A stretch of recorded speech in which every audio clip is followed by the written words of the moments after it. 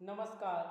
आज आप सबको हिंदी के विराम चिन्हों को बताने जा रहा हूँ।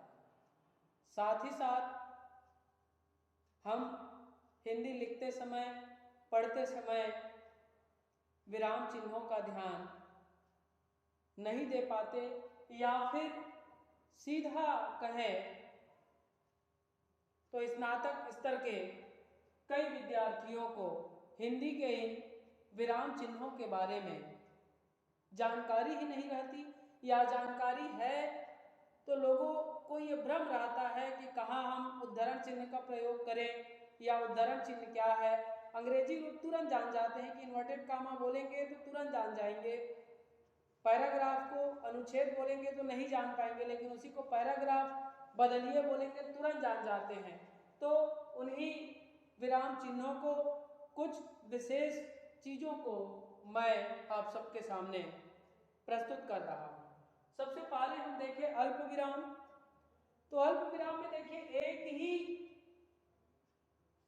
चिन्ह है, एक छोटा सा नीचे में लगाते हैं, शब्दों के वाक्यों के नीचे, पूरा नीचे नहीं, किनारे ऐसा लगाते हैं, वो अल्प विराम कहलाएगा।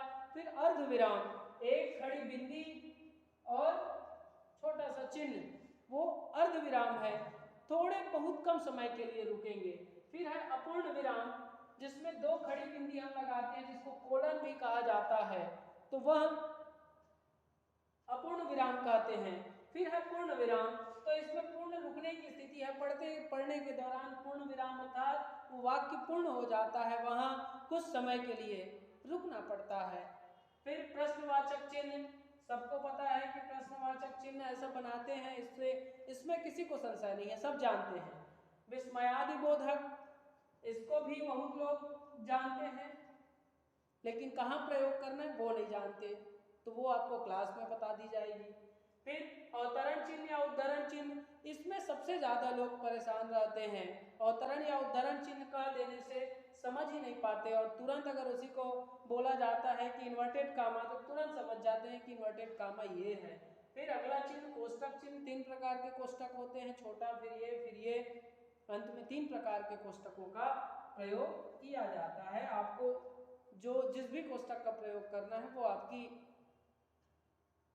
स्वेच्छानुसार आप कर सकते हैं, लेकिन सबका अलग अलग नियम है।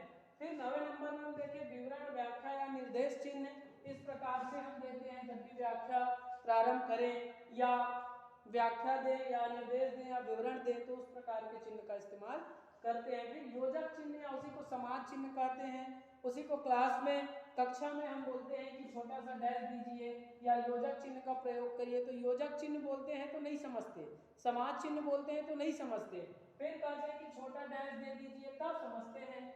तो आप हिंदी में उसको जान लीजिए, या योजक चिन्ह या समाज चिन्ह उसको कहते हैं। फिर है लोप चिन्ह,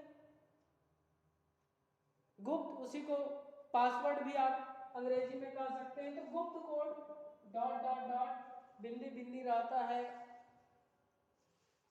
वो लोप चिन्ह है। फिर उसी को समता सूचक चिन्ह अर्थात बराबर, इसमें किसी को संशय नहीं है। टीका सूचक चिन्ह, इस प्रकार का एक स्टार रहता है या फिर उसी का एरो बना देते हैं ऊपर, तीर का जो मुंह है वो ऊपर कर देते हैं, तो वो टीका सूचक चिन्ह हो जाएगा। फिर है संक्षेप या लाघव, तो एक शून्य लगा के संक्षेप या लाघव का संकेत कर सकते हैं। फिर हंस पद चिन्ह, अगर कोई लिखते समय कुछ पद छूट गए हैं तो उसको अपन इस चिन्ह के माध्यम से ऊपर में लिख देते हैं, तो वो हंस पद चिन्ह कहलाते हैं। बहुत सारे विद्यार्थियों का ये विशेष आग्रह भी था कि हिंदी के तमाम विराम चिन्हों को सर कैसे याद किया जाए, तो इसको याद करने का एक ही तरीका है कि आपको पढ़ना पड़ेगा। फिर हम देखते हैं कि समाप्ति सूचक चिन्ह 3 प्रकार से लिख सकते हैं, तो इस प्रकार से हम लिख सकते हैं, दूसरा तरीका ये इस प्रकार से लिख सकते हैं, तीसरा तरीका इस प्रकार से भी लिख सकते हैं। तो ये रहा तमाम विराम चिन्ह, और इसको कैसे प्रयोग किया जाता है इस पर क्लास में हम लोग चर्चा कर लेंगे, और मुझे पूर्ण विश्वास है कि इसको एक बार देख लेने के बाद आप तमाम विराम चिन्हों से अवगत हो जाएंगे। और ये सिर्फ अभी स्नातक स्तर में ही नहीं, आप भविष्य में कभी भी प्रतियोगिता परीक्षा भी दिलाएंगे तो इन चिन्हों का उपयोग प्रतियोगिता परीक्षाओं में इन चिन्हों से संबंधित प्रश्न भी किए जाते हैं।